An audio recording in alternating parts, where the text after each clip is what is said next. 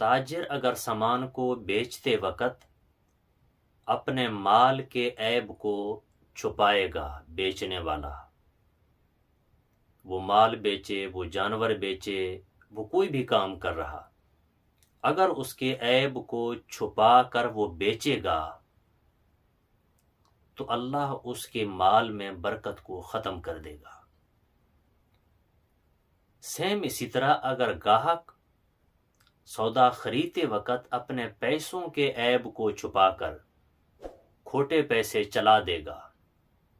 تاجر کو دھوکہ دے دے گا، تو ایسی صورت میں اللہ اس کے مال میں بھی برکت کو ختم کر دے گا۔ دونوں کی برکت تب بحال ہوگی جب تاجر سودا بیچتے وقت سودے کے عیب کو گاہک کے سامنے واضح کر دے، اور جب گاہک مال دیتے وقت، رقم دیتے وقت اس میں خیانت نہ کرے، تاجر کو دھوکہ نہ دے،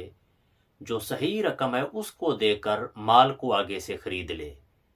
تو انشاءاللہ ایسی صورت میں پھر دونوں کی بیع میں نفع ہوگی۔ تو بیع کی نفع اس میں پوشیدہ ہے کہ تاجر بھی دیانت سے کام لے، گاہک کو دھوکہ نہ دے، اور گاہک بھی دیانت سے کام لے، تاجر کو دھوکہ نہ دے، تو انشاءاللہ دونوں فائدے میں رہیں گے۔ اور اگر دونوں ایک دوسرے کو دھوکہ دینے کی کوشش کریں گے